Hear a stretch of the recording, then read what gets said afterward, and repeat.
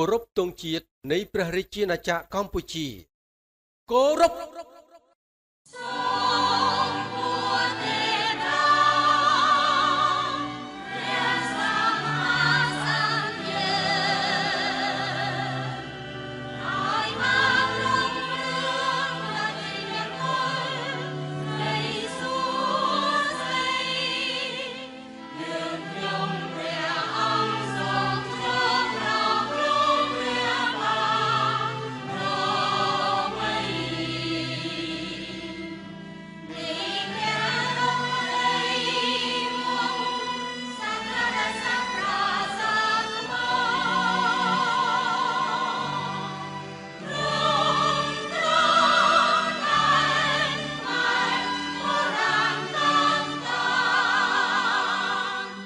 សូមអរព្រះគុណសូមអរគុណ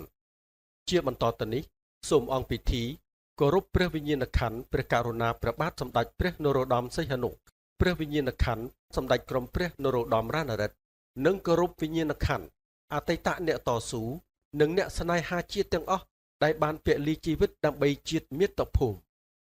គោរពព្រះវិញ្ញាណក្ខន្ធនិងវិញ្ញាណក្ខន្ធគោរព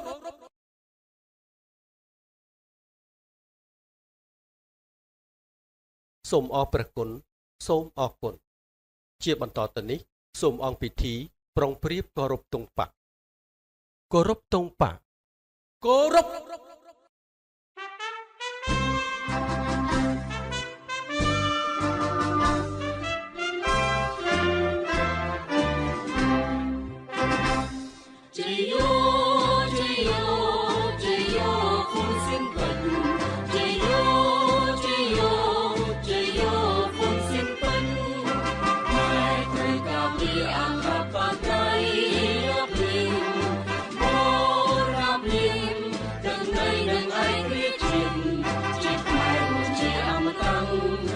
ស្មារតីរួមរងគ្នា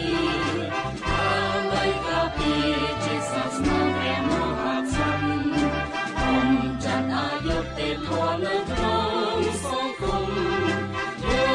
ងជាអ្នកប្រជាធិបតេយ្យនិយមប្រមូលពុទ្ធរបស់ខ្មែរឲ្យមានអនាគតល្អអង្គវិវត្តជាតិក្រឈ្មោះទៅរកការរីកចម្រើនសំដុំនឹងសន្តិភាពការពីសិនមកនោះនឹងសេរីភាពនឹងតាមានការស្មោះត្រង់ចំពោះព្រះមហាក្សត្រទើបអាចកំចាត់ក្មេងឆ្លៀនព្រៀនយាយីដេញខ្មែរតែគំរក្សារបបរាជានិយមយើងគោរពរដ្ឋធម្មនុញ្ញជាបឋមសាមីទេរនៅកម្ពុជាលើខ្មែរគ្រប់គ្នាជាម្ចាស់ទឹកដីជាអវសានជាយោព្រះរាជាណាចក្រកម្ពុជាជាយោជាសាសនាព្រះមហាក្សត្រ